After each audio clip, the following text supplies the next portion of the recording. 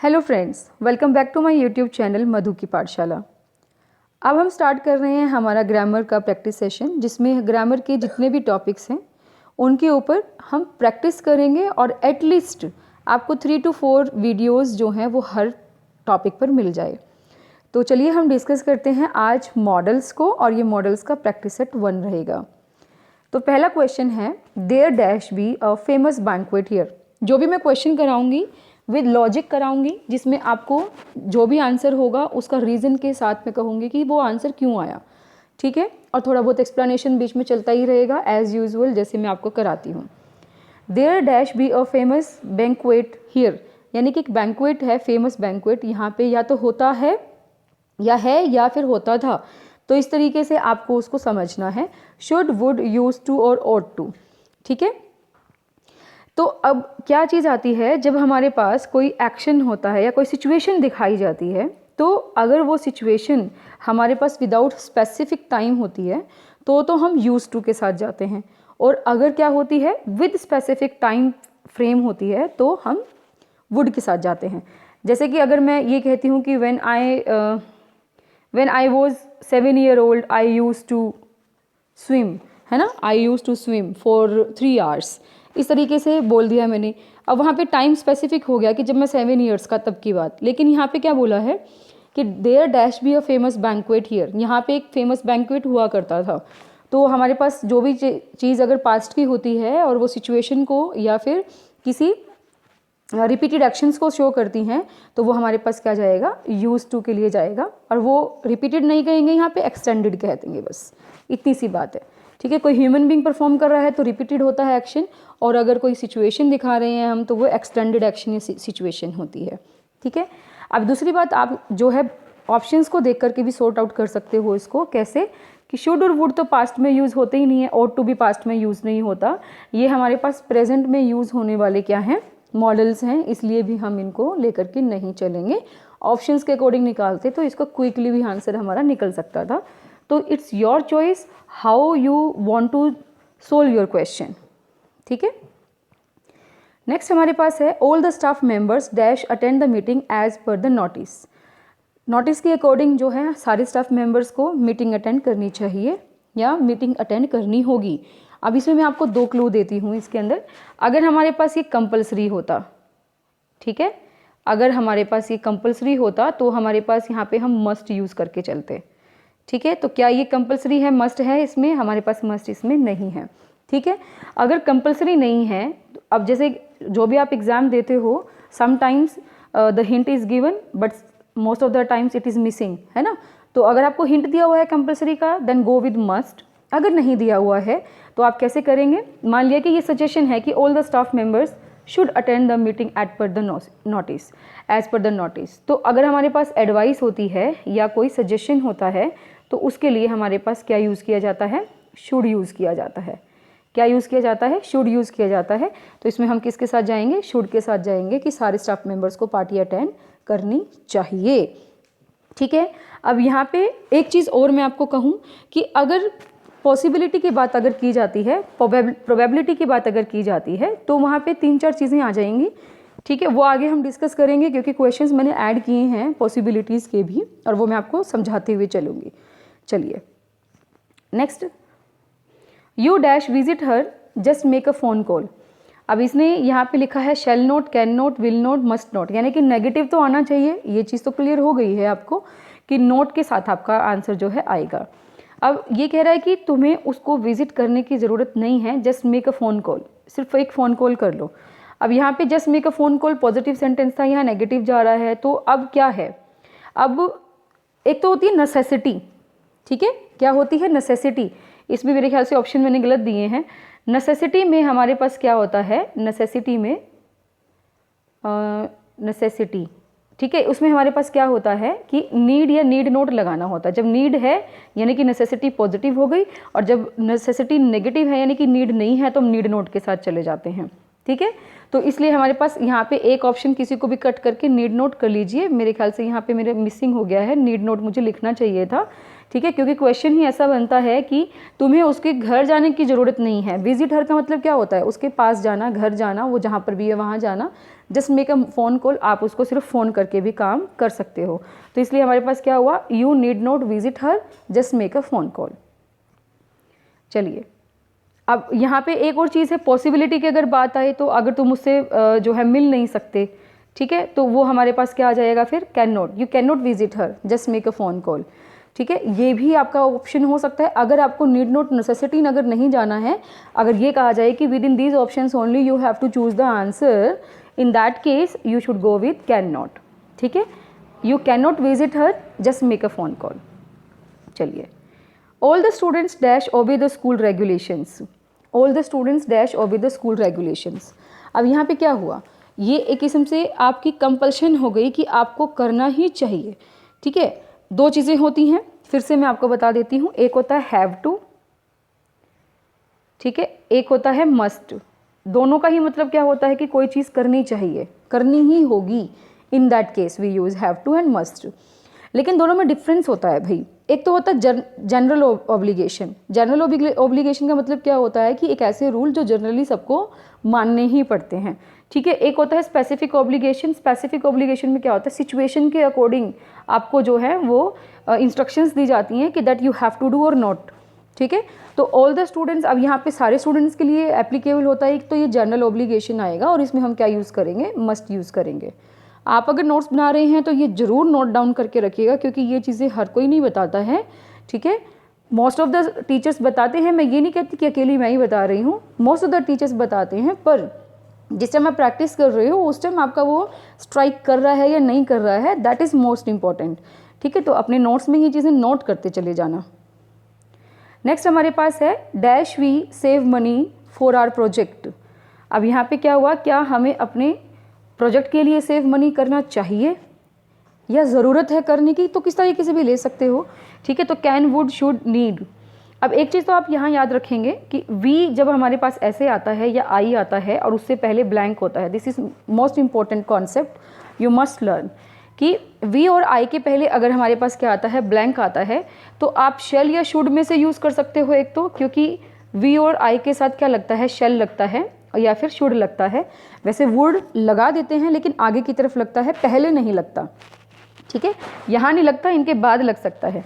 तो इसलिए आई के साथ और वी के साथ अगर पहले ब्लैंक आता है तो शेल और शुड में से ऑप्शन रहता है। एक तो पहली बात तो ये, दूसरा कि हम उसके साथ विल या वुड, ये जो चीज़ें हैं तो वो हम अवॉइड कर देते हैं, विल, वुड, ये चीज़ें अवॉइड कर देते हैं। ठीक है, तो चलिए अब यहाँ पे क्या लगा सकते हैं हम कि क्या हमें अपने प्रोजेक्ट के लिए मनी सेव करना चाहिए। अगर ये सजेशन है तो आप किसके साथ जाएंगे, शुड के साथ जाएंगे। Should we save money for our project. अगर हमारे पास ये नेसेसिटी की बात करता है, नेसेसिटी में अगर हम बात करेंगे तो क्या लगा देंगे, नीड लगा देंगे। तो need we save money for our project और should we save money for our project, दोनों ही केस में मैंने आपको बता दिया।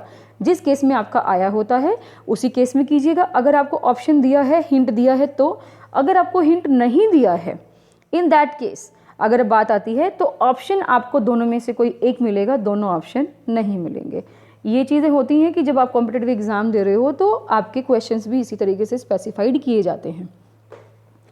We dash always respect our elders. यहाँ पे क्या हो गया, सिंपल एक सजेशन हो गया कि हमें अपने एल्डर्स की, जो बड़े हैं उनके रिस्पेक्ट करनी चाहिए।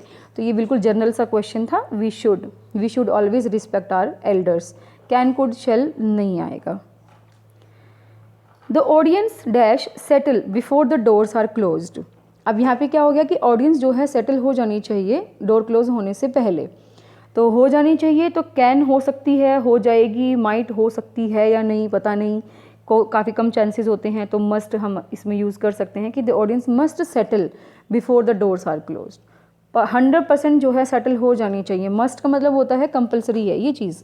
ठीक है, डोर क्लोज होने से पहले ऑडियंस सेटल हो जानी चाहिए, तो हम मस्ट के साथ जाएंगे। ठीक है, if I get the required assistance I dash pass the exam in first attempt. ये तो वैसे तो ना एक्सक्यूज़ वाली बात होती है कि मेरे को असिस्टेंट मिल जाता तो मैं ये कर देता, मैं वो कर देता। ये तो अंदर से जो डिटर्मिनेशन होता है ना उसी के अकॉर्डिंग ही होते हैं भाई।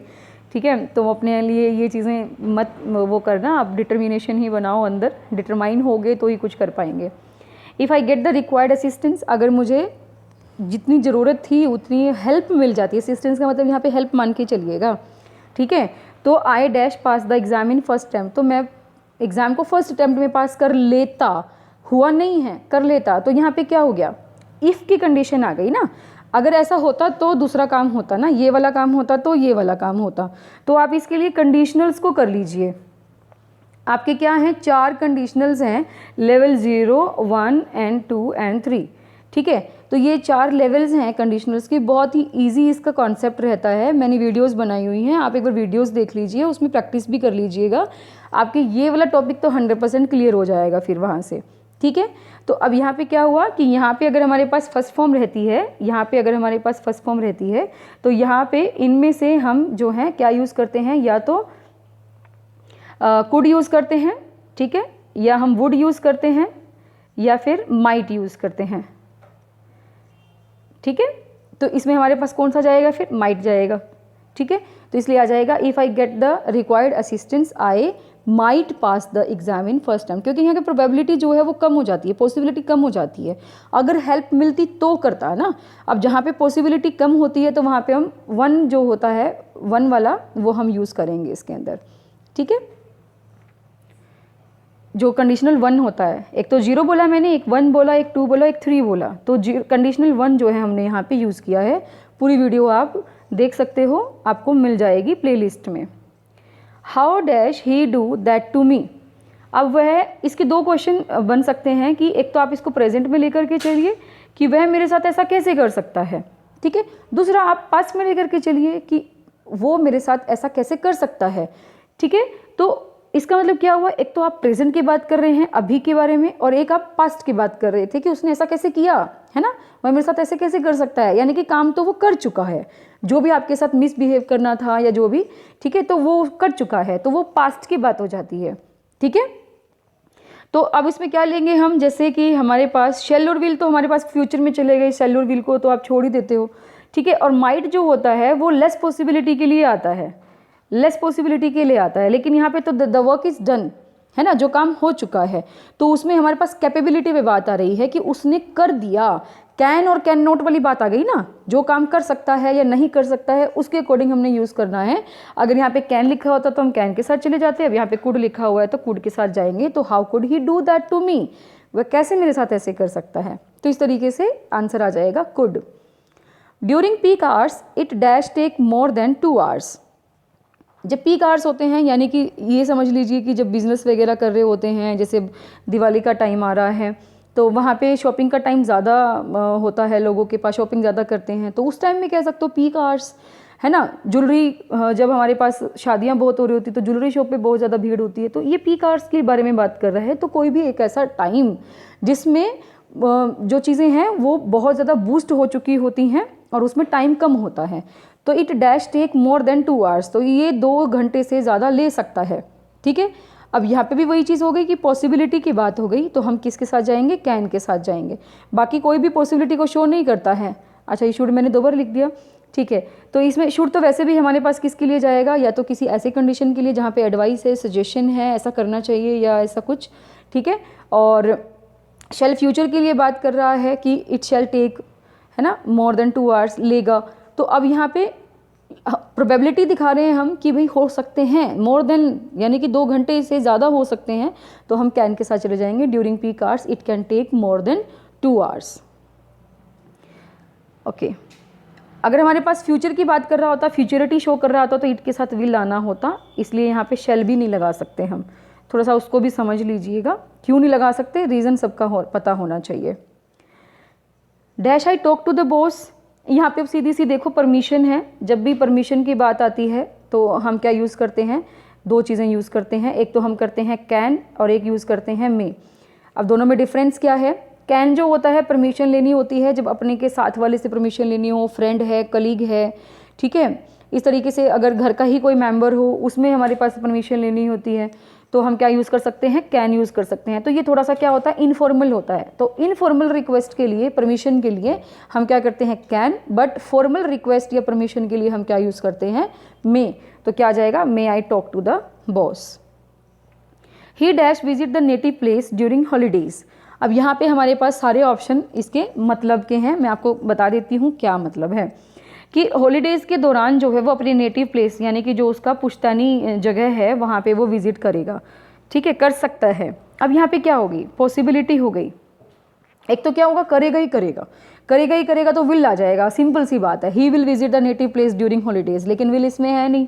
ओके, तो क्या हुआ फिर, पॉसिबिलिटी हुई कि वो कर सकता है, ठीक है।